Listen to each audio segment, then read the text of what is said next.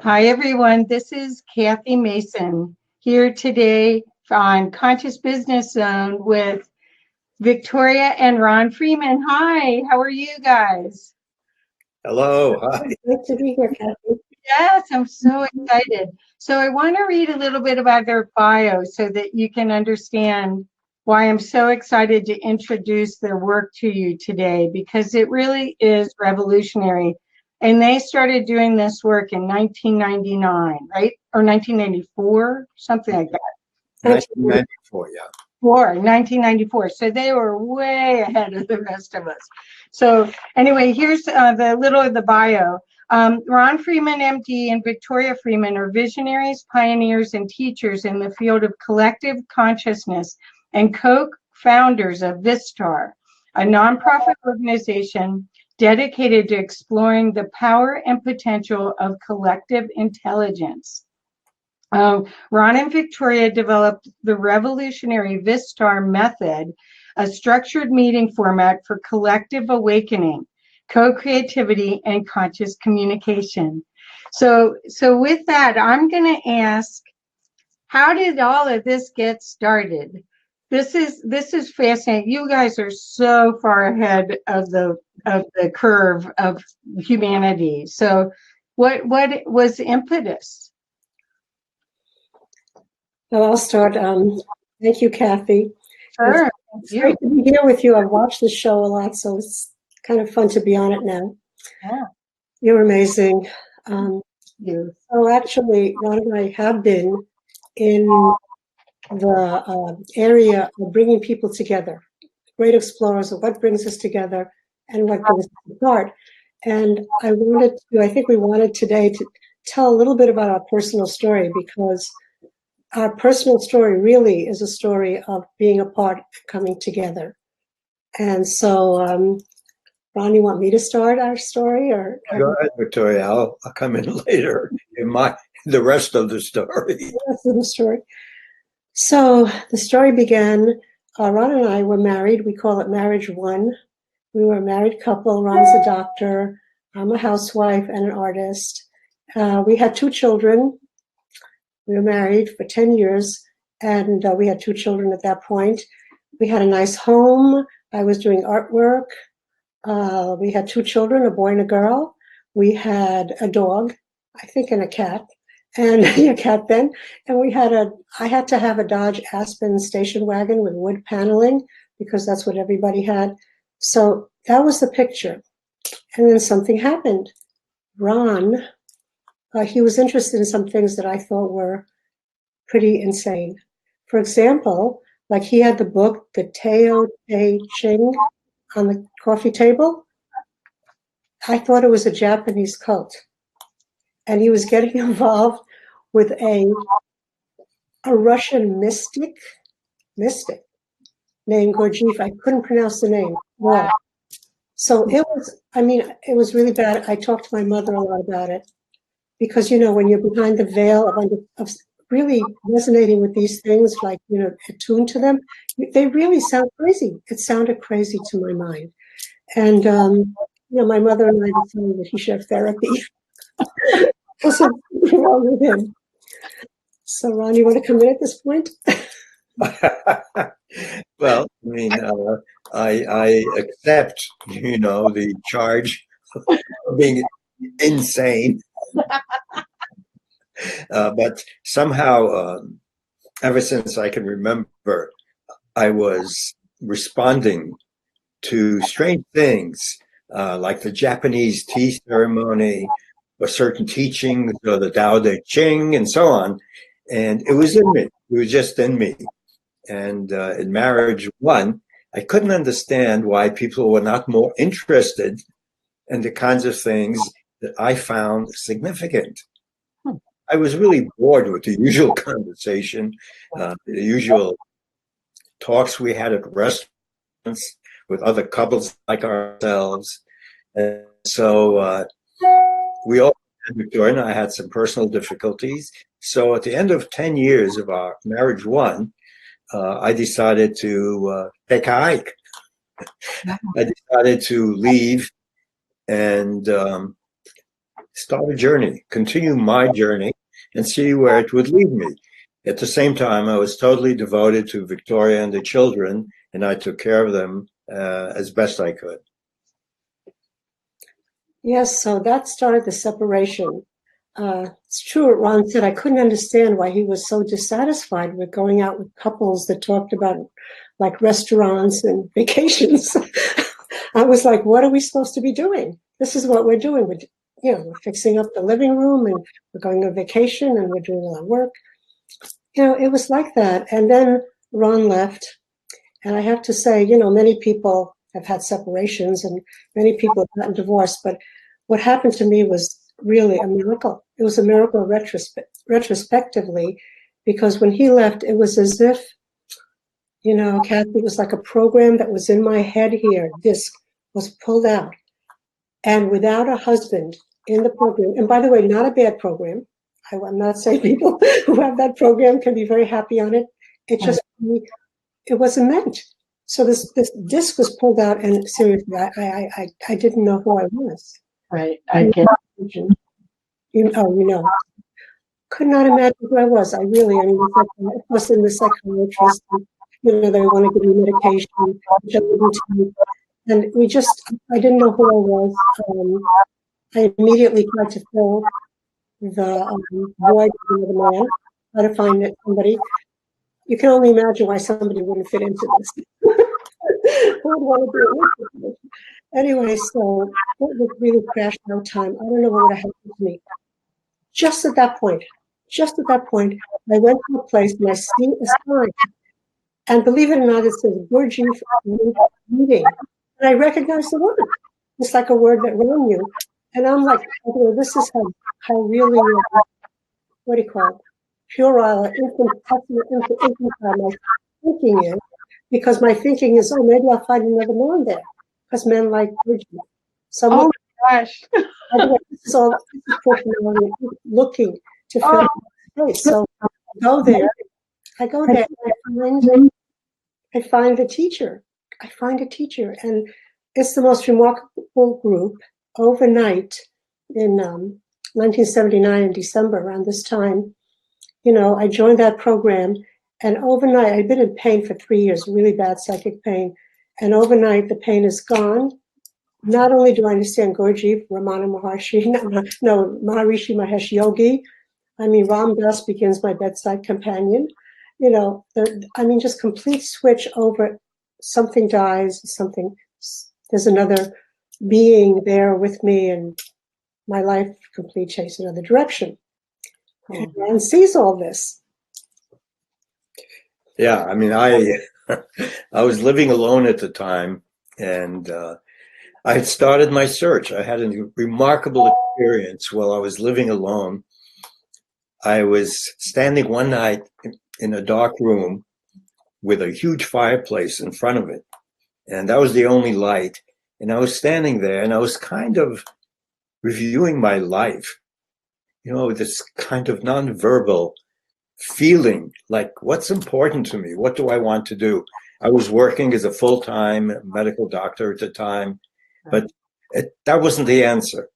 And as I stood looking at this fire, I'll never forget it. It's as if everything came together. It crystallized in a process that this great teacher, Gurdjieff, described, the crystallization of what he called magnetic center. I realized I wanted to find other people like myself who were interested in the spiritual journey, in the spiritual search, finding out what the hell it was all about. It was a moment. It was clear. And from that moment on, I started looking for groups to work with. And I found the Gurdjieff group in New York. I stayed with them for over 2 years, but at the same time, emotionally, I was a wreck. And things weren't working out. I continued my job at a very high level, which I don't to this day fully understand. Yeah. I think we know the story of the footprints in the sand. Remember, there were not two sets, there was one set. I think something was carrying me to responsibility in a hospital of making these life-changing diagnoses. And I came to a point where the Gurdjieff work didn't help me, and I started to listen to what Victoria was going through in contact with this teacher. Take it away, Victoria. I can imagine there's this man with years of experience and spirituality, and there I am. And really, it just shows that it doesn't take time because it was overnight. It was like something went. Like a switch, almost like a switch. Click. Exactly, yeah, like a switch. Like a switch, thank you. And so I so changed that, I used to get up at 11 o'clock. Now I was getting up at 6. I started jogging. My psychiatrist, now he has me come speak to his groups because he says it's the most remarkable thing that happened. And I started doing the program there with this man. His name was Charlie. We called him Charlie. Incredible teacher, no money involved. Took people from really low bottom places. A lot of people have really reached the bottom of their lives, but he wanted people to train people as teachers of teachers. So, when I met Charlie and this all happened, he would say, "Is this for you, this program?" And of course I said yes, having no choice really, because I was in such a bad place. And what happened is, all this grace, I thought grace was a woman. I came from a Jewish background. They said, if you're willing, you'll have grace. I thought people were going to come over and help me and hold my hand, help me do the laundry. Very smart that person was. So anyways, but Ron saw all this, complete change, like it just was a flood of spirituality that it came in. And finally, I go to meetings, I go to meetings with Charlie and I come back because Ron was taking care of the children. And I'd say to him, if I were you, I'd crawl on my hands and knees to this man. So Ron finally went. Yeah, I had a similar experience in the sense of when I first met Charlie, I was at the bottom in my life. I was in a very bad place. And I attended a meeting, and unusually enough, Charlie was present at the meeting. Most of the meetings of his group ran without him. But he was present at this meeting, and like Victoria, at the end of the meeting, he said to me, he actually stood up and said to me, "Is this for you?" He would say that. And I said to him, "Yes, I believe it is."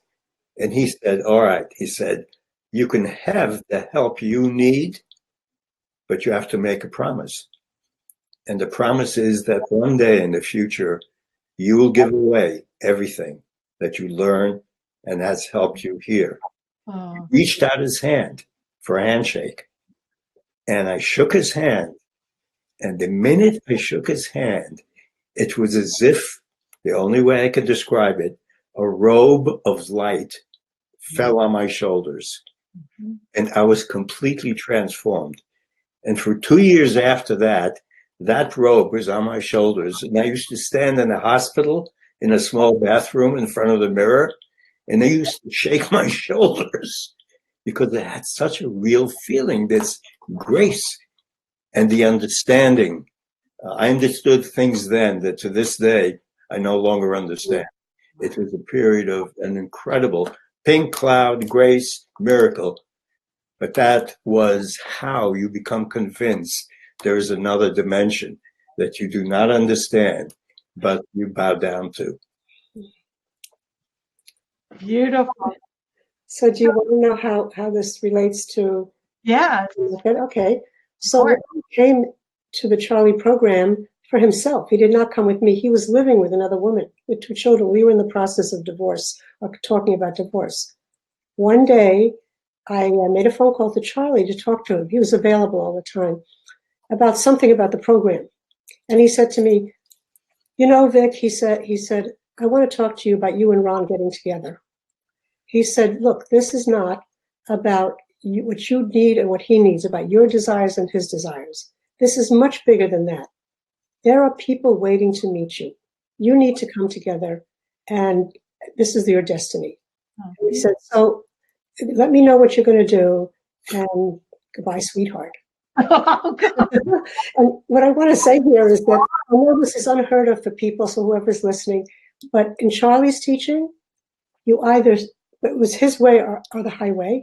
Well, his way was the highway, but he gave suggestions, and they're very, very serious suggestions. And if you didn't want to follow them, you could leave. You could just leave. He'd say, the door swings both ways. But then he'd say, and you may not find it again. You know, so you'd be like, ooh. But that's what he said to us. You know, I mean, it was an offer. We could refuse it. We could just say no and go over and continue our lives. And we said yes. Thank goodness. Yeah. And then go ahead, Kathy. Well, I'm just curious about, I'm just amazed. I had this conversation with someone yesterday, what the divine goes through to make all this stuff work. I mean, for you all to have had to separate, to have had to have these experiences, you think about all the pieces of the puzzle that had to come through. There's a game in play that we have no idea. We just have to show up. And but it's hard to trust, right? So how did you trust it? Did you trust Charlie? Is that how you trusted, or just felt right? Well, I mean, there was no question about a trust in Charlie. I mean, his motives, his intention was every instant. It was completely transparent, light, and pure. So, but, you know, later on, Pastor, you can say a word about Victoria and I are both interested in a spiritual approach called non-duality. Mm-hmm. One of the things that any spiritual approach that I feel has to ask is, what are the individual miracles? What are they? How do they fit in your big philosophy? How can you explain them? And I've asked spiritual teachers about the same question, and I've got an answer. I really don't know. No, but the thing is, it's not just not knowing, it's being okay with not knowing and still anticipating that it's all for the highest. Mm. That the consciousness that life and everything is for you, not against you. You're not a victim, and you're co-creating this reality with it. That's a big trust, right? Absolutely. Yeah, and also when you said, Kathy, I think about it all the time, very often. I'm glad I think about it very often. How many things had to come together for me to find that group? I mean, and to find Charlie. I have no idea. I mean, it really is, you know, this many years later, frankly, the mind wants to go like, oh, yeah. You know, what you're saying also when you're saying that about the trust is just, I think most of us on the spiritual path really have had things happen to us. We have had experiences, although the mind always says, I doubt that, this is ridiculous, you know, because the mind can't understand it. But perhaps like we've had experiences and we kind of know something that we don't know, you know. We in a way, we're trusting, even though we don't know we're trusting, even though sometimes, you know, the mind and the personality may go crazy and have a little meltdown and complain. And, you know, that's something we just have to stand. Well, there's Matthew James Bailey's here. Hi there, Matthew. And I think he's in Crestone right now. But he put non-duality is cool. And he also said trust the center of the Jedi Force. Oh, my God.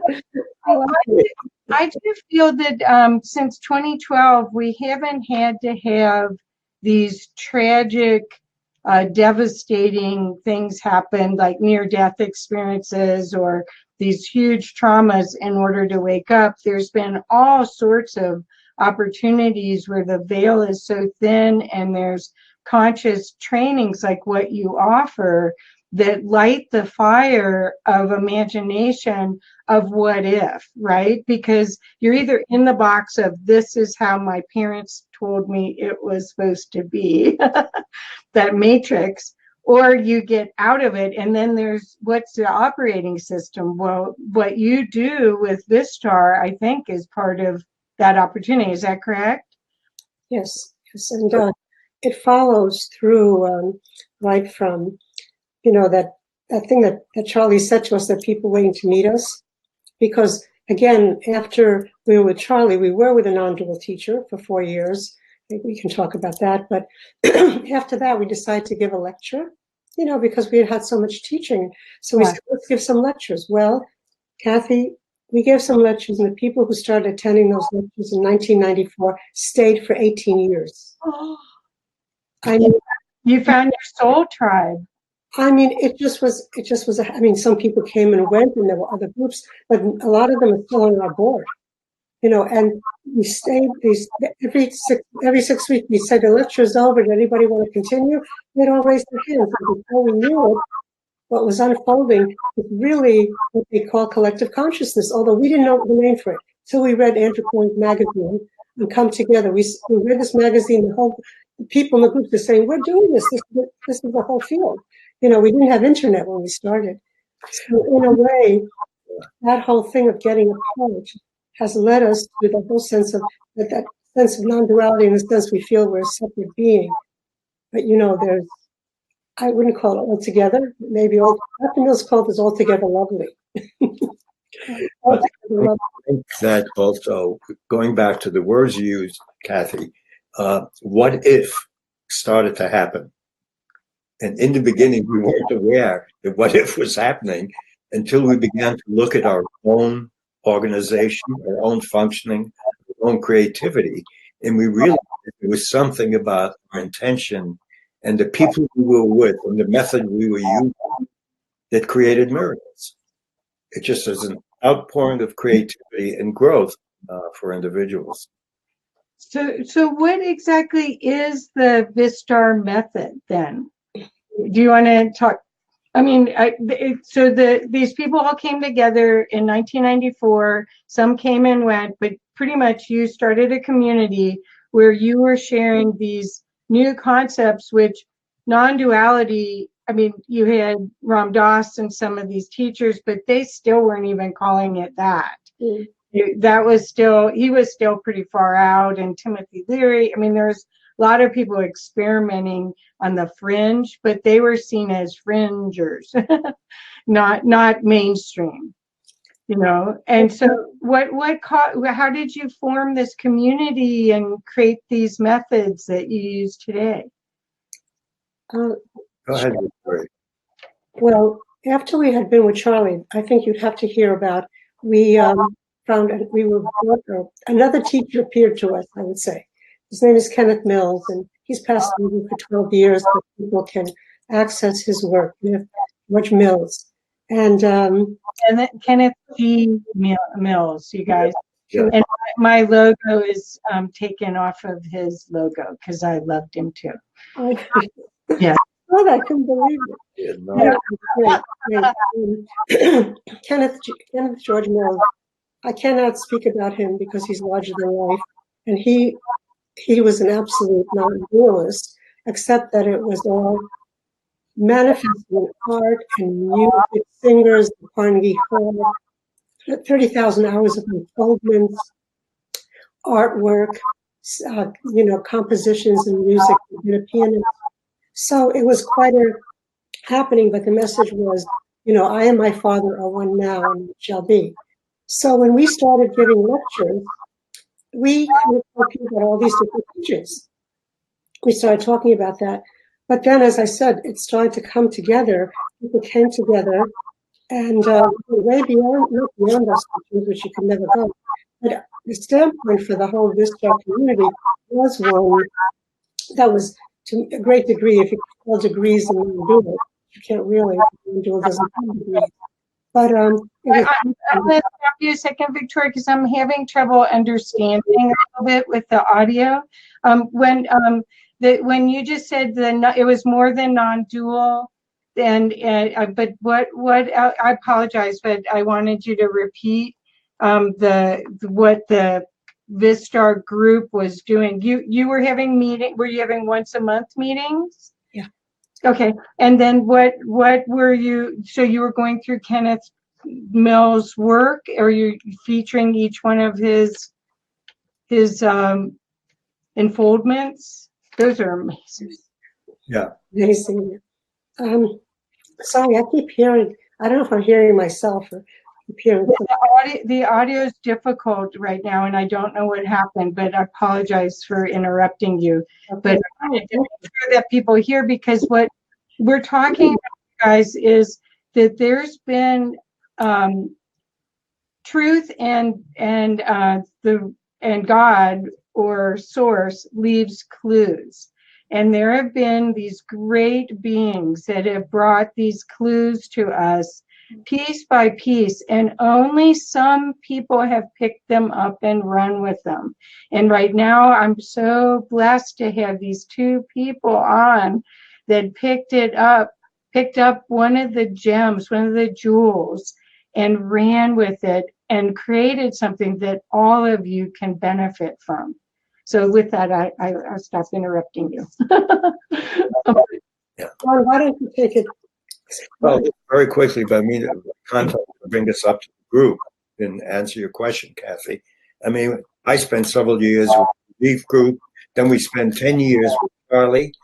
And it's important to note that Charlie came from the AA tradition. Oh, okay. He was steeped in group work. He became a sponsor of, I don't know how many hundreds of people over 20 years. And we learned the method of sitting together in a circle and speaking a certain way. From that. We met Dr. Mills for 4 years, who gave us a real flight adjustments with a non-dual standpoint. And then we started a group. We left Dr. Mills and started the group. And the group happened, to answer your question. It happened. We started giving lectures. We were well versed in many principles. We were very creative in presenting them to groups of people, and they wanted it. And so year after year, and I should say we met sometimes several times a week, not a month, in a week. And we developed a theater group that we can talk about later. Cool. But it happened by itself. It's almost as if we began with functioning in a group, which we had learned from the 12-step tradition. And then it started to vary. And we started at a certain point to notice what was happening with us, the way that we ourselves were self-organizing. That would be one way of putting it. And we began to look. We turned our look, as much as we were functioning outside, we looked inwards in how the group was functioning. And from this came a set of principles and observations that we are now transmitting to other people, which proved to be fantastic. But it happened in a sequential process that was a miracle in itself. Right. Beautiful. So this process, the Vistar Method, do you teach it now, and how can people learn from you about it? I've been putting your website up, but how do I get to learn about it and use it? Sorry, I have a crick in my throat. Well, that's what we are now pretty much finishing the book on it. We did give trainings on it. We worked with Barbara Marks Hubbard and her hubs, and that was very, very exciting. And Barbara tried to get us to take 10 years of work and put it into 10 minutes.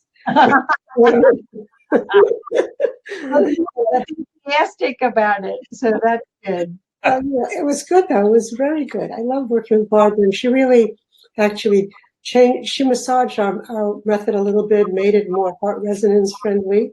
So that was wonderful. It's always evolving. It's a very living thing because it came from direct experience and observation. You know, Ron is he's a scientist, and we would look at the meetings and see how come it's so wonderful? How come it's here? And not to judge that, because it's really nice to go with a group of people to hell in a meeting. People don't realize when the meeting is so bad that you want to run and go home, that there's something to do there. It's sort of like our own life, you know. And so, excuse me, I'm really happy to go to that place with people. But what you're saying is right now, we're not doing any trainings. We will be, not trainings, but we will be offering something in January when the book is launched.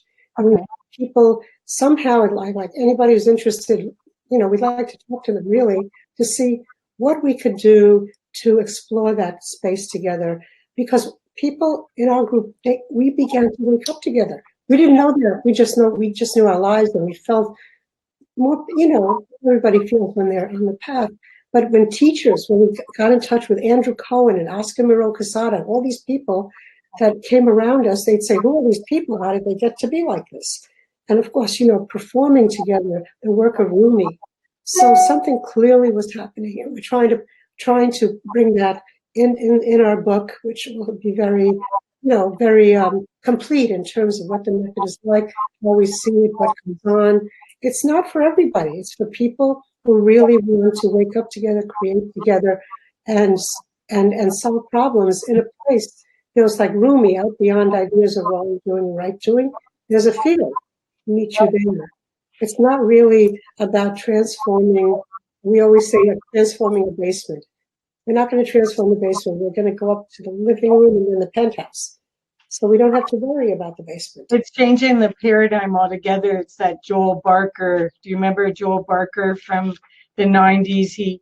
He was teaching in corporate America and in the medical industry, I think, also. And he said when a paradigm shifts, everything goes back to zero. And so what you're talking about is going to the new go to the upstairs, not the basement. If the basement's the old paradigm, and then the new paradigm. Usually, I use the analogy of a iPhone and a flip phone, the old tricorder. The iPhone didn't try to compete with that. It just created a brand new thing that was so much better. Why would you ever go to the flip phone, right? So same thing as what. But did you find that most everybody that joined you was ready to relinquish their ego? Is that, well, I mean, that's the journey, isn't it? That's included. That's part and parcel of the work that this kind of a group does. Okay. I mean, let's face it. I mean, we are all microcosms of whatever is happening in humanity. If we look at ourselves, we find prejudices, we find dislikes, and we find, if we look far enough, we find an incredible transcendent being that we all are. But these ego manifestations are part of the trip, part of the partnership. And in this kind of a work where people make a decision that they're going to be together and they are committed to the what if, we want to explore what is the potential of people coming together, what is between them that transcends each and every one of them and is a superior intelligence and love and guidance in which to approach life. That what if is a decision that people accepted and they made, and with the help of the what if, or what's there, Right. with the help of that, because there is something there is a presence, and we talk about it in the group, there are qualities of this presence that are loving, that are helpful, and I would say it wants to know itself. Those qualities helped us to confront the ego and go beyond, always going beyond. Some meetings we had were very difficult, they were very challenging. This presence always supplied an element which neutralized it and allowed us to go further. Interesting. Confronting the ego, Kathy, was a major part of this. It's something that had to be done in order to form a different kind of relationship between people. And Kathy, when you asked that question, I remember the meetings where we had that sense of presence, that sense, but we knew, like, this is amazing. Like, it's sort of like being with the best friends and having the best time you ever had. There are times when you fall into that with people, and we started to look, how do we fall into that, by the way? There were things we saw that made that more accessible, more revealing. But really, when we were that way with people, I can tell you now that the people in the penthouse, the people were different in the sense that angry people were never angry. And, the people who were disruptive never disrupt. And the people who were like annoyingly, quiet, everybody was who they were, except it didn't matter. It just didn't matter. Matter of fact, it just felt like everybody's different. And we just kind of love them all. It's very fun. And it's very creative. And it's like, it's really like we were having the most kind of essential fun that we could have. But it was as if suddenly everybody became a perfect being that was sitting like a Buddha.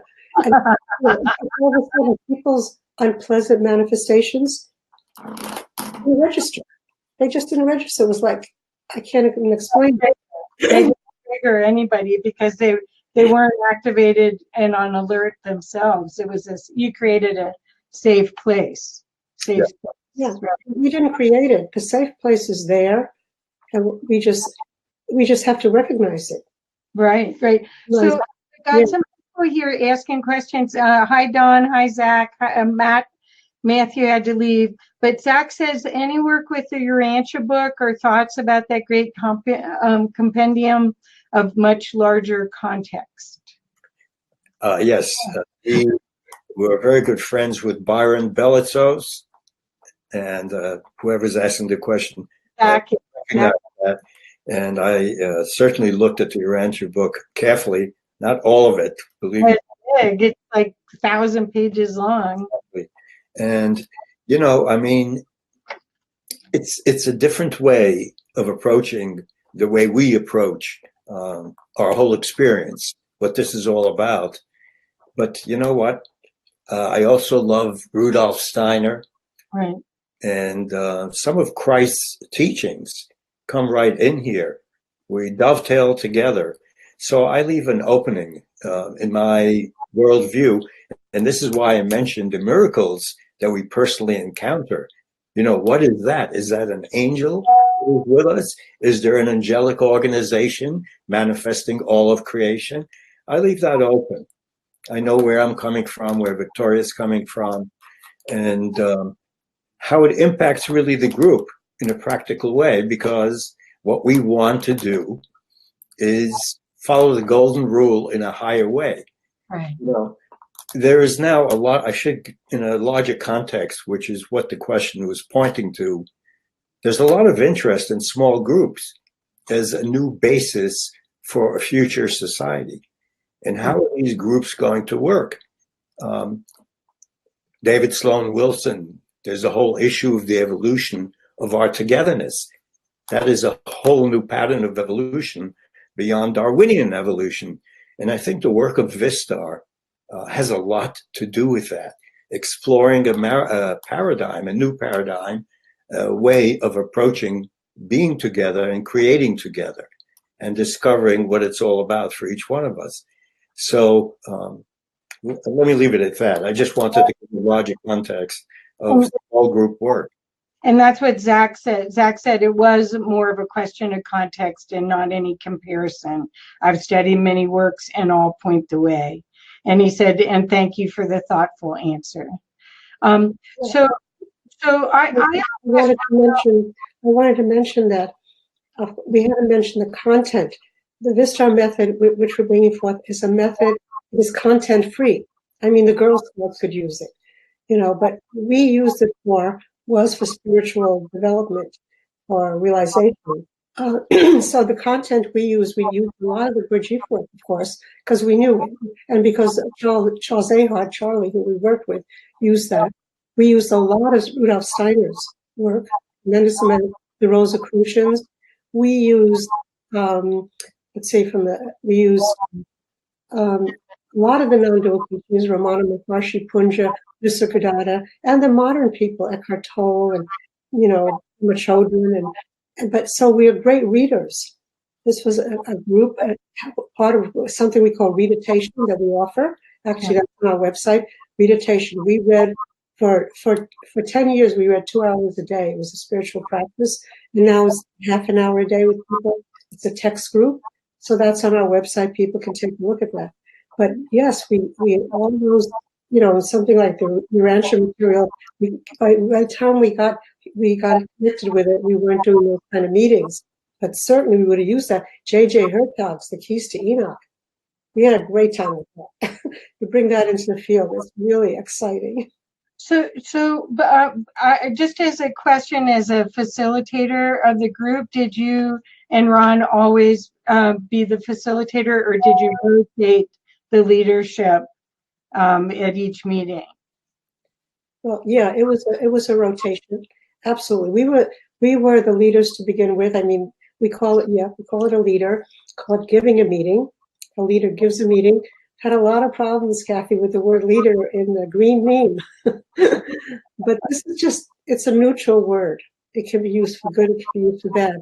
And the leader of a meeting is just the person who is, it's like they're the Starship, they're Captain Kirk, the Starship Enterprise. They're keeping the ship going in a direction. It's not like they're pounding anybody or being a dominating leader. Right. So yeah, we led the meetings, of course, at the beginning, but then of course it changed. Oh my God, everybody gave meetings.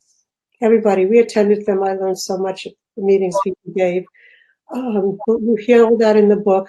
Everyone gave meetings and people trained on giving meetings. And we had different meeting formats with shared leadership and rotational leadership and like that relay race where the leadership goes all the way around on a topic or a thread. So you can only imagine, 18 years of doing so many meetings. There were so many variations.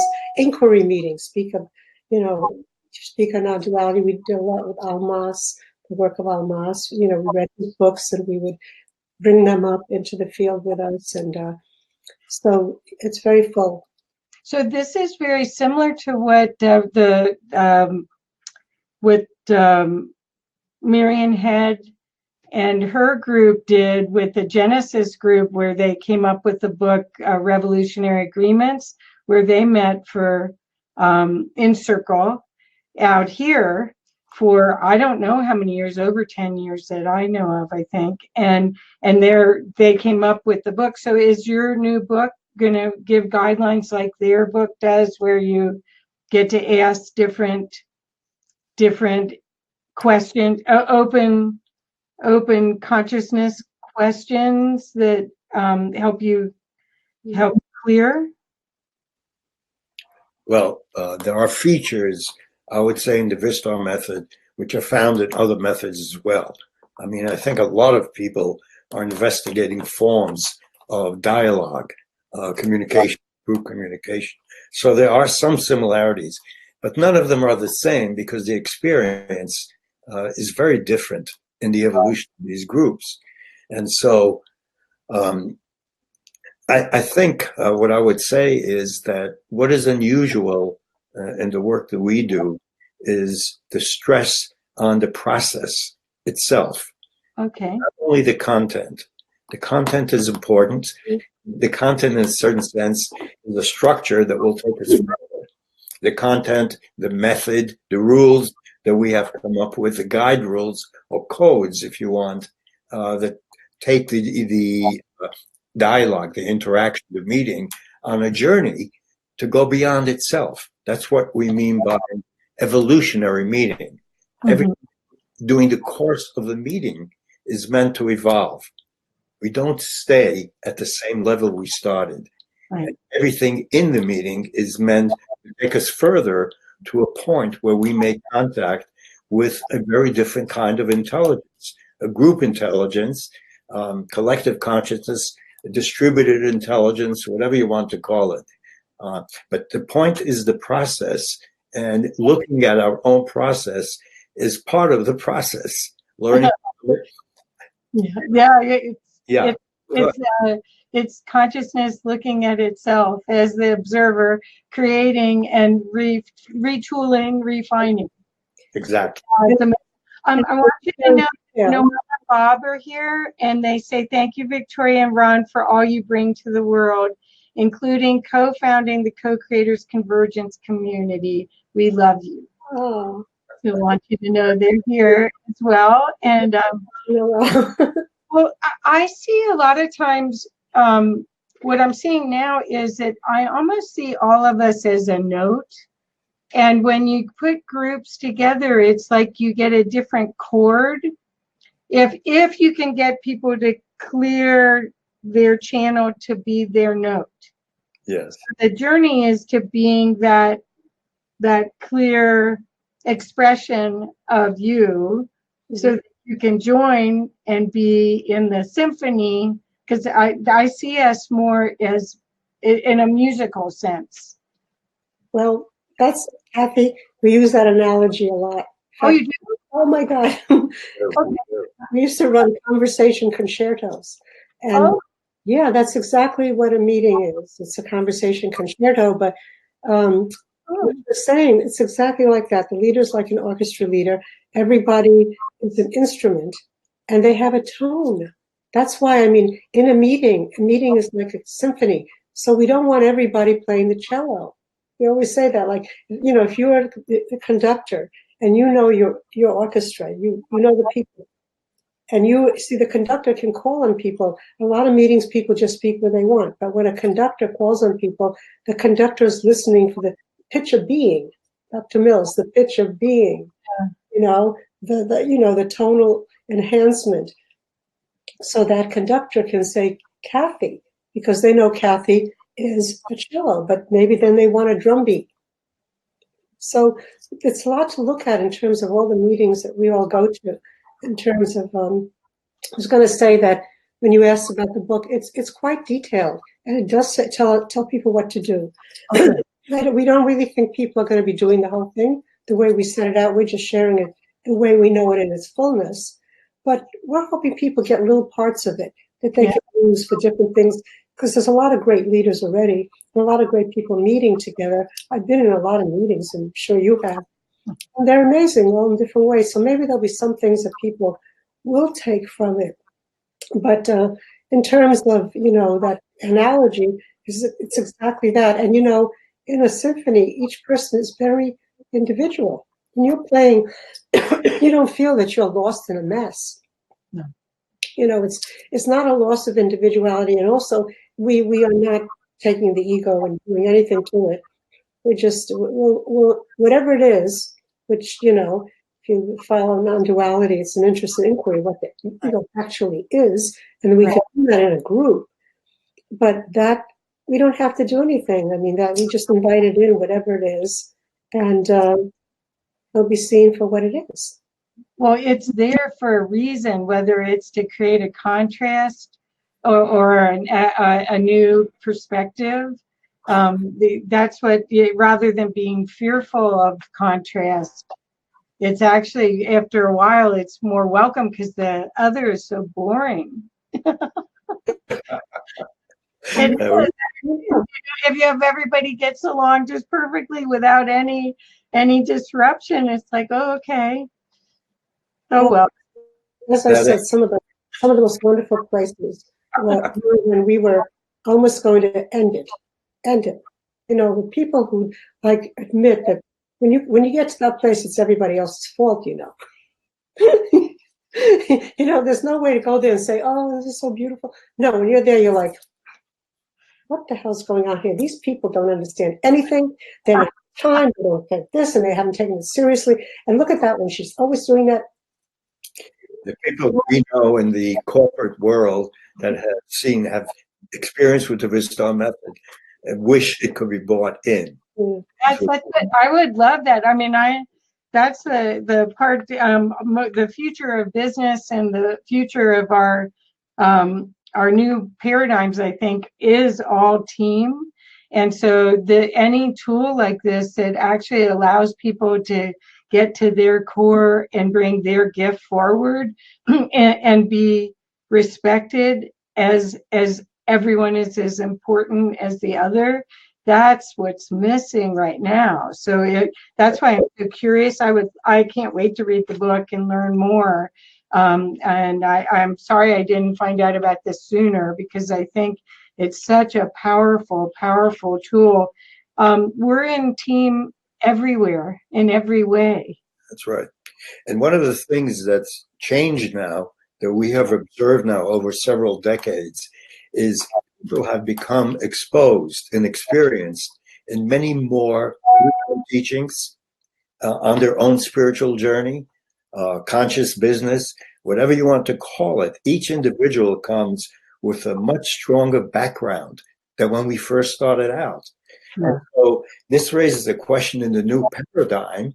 You know, what is the hierarchy? What is happening where the intelligence that used to be concentrated in the center of the circle, I'm speaking symbolically, has moved outwards towards the periphery? And now a new kind of integration is necessary to take into account the development of the individual in a new kind of group. And this raises all kinds of questions about leadership, about hierarchy, about structure. So we're in a fascinating time when all of this is both breaking apart and moving onwards. Right. And I think the Vistar method, is something that spontaneously evolved as an experiment, as an experiment of the invisible to look at this kind of a functioning. Right. Well, and you can see that but it's practical. That's the thing. Versus Barbara Marx Hubbard's work, a lot of it was a futurist methods, but without practicality for implementation. So that's why I'm so fascinated with this. I'm kind of a practical person. Let's roll up our sleeves and do this. And that's why I wanted to ask. And Heidi's here. She says, love to you all. Heidi Little. And yeah, hi. Yeah. So if you could have one wish, what would it be for 2020 and this work? Go ahead, Victoria. Tough one. Yeah, one wish. Well, my wish would be, I mean, in the work, in our work in Vistar, my wish would be that, that our book would provide some extra clues, like, add to the soup, go in there to just bring everything further up. And, I know there's a need. I'm not saying it's the answer. I don't know one answer. But our friend Kurt Johnson just came back from being with the Dalai Lama in Dar es Salaam. And he's texting all of us saying, boy, they're not organized here. We had a conversation with the Dalai Lama. People it spoke too long. And some people took advantage of asking questions.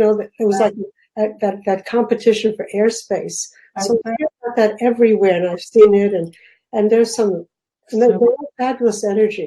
All those meetings have such fabulous energy. So my wish would be that something would just, people that would be of some help to, bring those things to a higher level and open up that space of reality. Okay, and Ron? I would say that I would love for people to experience what we have experienced in the course of our work. It has to be worked out. It has to be paid for by practice, by understanding. But it's been a vision of mine that hasn't changed throughout my life. This kind of transcendent togetherness between people. Beautiful. A vision I've always had. And I would like that to manifest more and more. See, and my life mission for 2020 and beyond has been to help as many people as possible wake up to their divinity. So I'm using transcendence, I'm using that word, but it's all the same. And then how do we play together? You have the missing part of once everyone gets to see their superhero side, what do they get to do? Yes. Right. Oh, well, thank you so much. And I hope everyone will get a chance to go to their website and anticipate. Well, look at all the content there. There's tons of information there. Find out about Rita. Am I going to say Rehabilitation? I say it wrong, but anyway, and which I almost got to do, but I couldn't commit to the time to do it at the time. But look at all the opportunities to see ways that we can create a better world, and without it isn't stressful. This is actually easier in the long run. So it's not like we don't have all of these pieces of the puzzle here. We do. We just need to know they're here and access them, especially as conscious business owners. You get the opportunity to bring that into your company and change everything about it. So, yep, that's my hope for 2020 and beyond. So well, thank you all so much, and I hope people that watch this will share it and help more people know about this beautiful work. And yeah, it's going to be an exciting ride this last months. Yeah. Anything else that you'd like for them to get a hold of you? No, I just wanted to say, Kathy, when you were speaking about business, that 10 years ago, somebody wanted to bring this to business because, you know, we have to start much long ago. We're so deep in the spiritual world. But if there's anyone out there, everybody, let me just say, everybody that's been in through the Vistar Method was in it that was in business. Businesses cried, saying they wish they could do this at their businesses. They all really, really wanted to bring it. But it's a very big endeavor. It's a whole business in itself to do that. So I'm just putting it out there. If anybody wants to take Vistar Method into business, you know, we're open to that suggestion.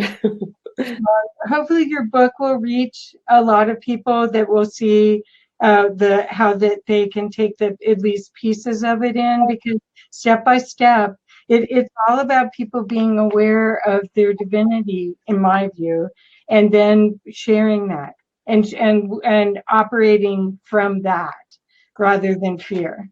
So you operate from love and compassion and total creativity with the what ifs and the how much fun can we have? It's a whole different paradigm than what we've got right now. So Yes, it I is. know. Yeah. Well, thank you again so much. And Bob and Noel said jump on when you can. And Zach said thanks all. We're everyone to vibrate at this level. Just imagine how our daily walk would improve. Thank you so much, Kathy. Thank you. Thank you so much. Yes. Bye-bye. Bye.